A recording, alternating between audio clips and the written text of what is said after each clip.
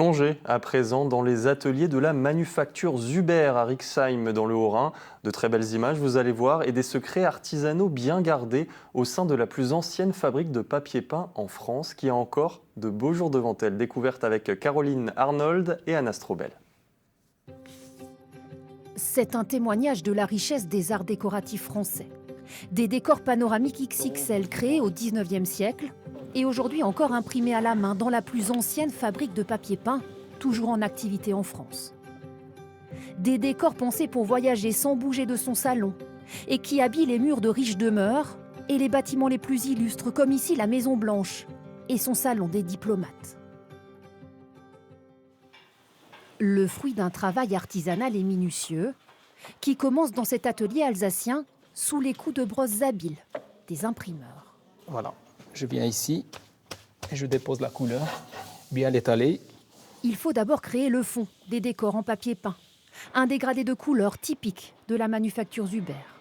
C'est le début du ciel, et lui il va faire le ciel. Les gestes n'ont pas changé depuis plus de 200 ans, transmis de génération en génération.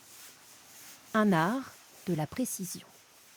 C'est une opération qui nécessite beaucoup d'attention, qui est très technique, puisqu'il faut que le dégradé soit diffus, il faut que le dégradé soit précis, soit net. Il faut que l'ensemble des dégradés qu'on va faire les 600 fois soient raccords.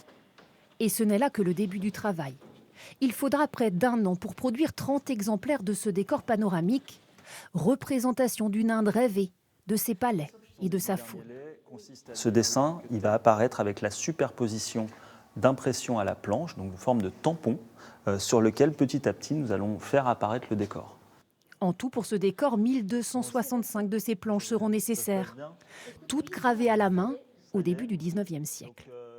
Elles étaient gravées en bois à l'époque, donc 2 planches de bois de sapin superposées pour la structure. Et puis ensuite, on a de l'arbre fruitier, principalement du poirier, qui vient recevoir les détails du dessin. La suite, c'est encore une histoire de minutie et de doigté. Au premier étage de l'atelier, je mets la planche, le premier picot. L'impression des décors a justement commencé. Le deuxième picot. Et je pose ma planche. Et je presse. Planche après planche. C'est un bateau qui apparaît ici. À un moment donné, ça donne ça. Oui, donc il y a encore beaucoup de planches à mettre. Il y a beaucoup de planches à mettre encore. Il y a le verre à mettre. Et il manque encore ici le personnage. Une impression à la planche que cette manufacture est l'une des dernières à pratiquer. Pour les décors panoramiques comme les papiers peints à motifs répétitifs, tous fruits de la longue histoire de Zuber. 200 ans de papier peint et au sous-sol, un trésor caché. Et donc bienvenue dans la cave de la manufacture Zuber. Alors ici sont stockées plus de 130 000 planches. On en utilise aujourd'hui 15 000. 15 000 planches classées aux monuments historiques et protégés. Mais sur les étagères du sol au plafond, des milliers d'autres s'amoncellent, peu ou pas répertoriées. À chaque fois, c'est toute une aventure pour retrouver la planche, découvrir dans quel état elle est, pour voir quelle technique on va employer pour l'imprimer, voir si on peut éventuellement la restaurer. L'objectif à terme est surtout de toutes les répertorier, pouvoir remettre au catalogue certains papiers peints anciens et peut-être même aller bien plus loin.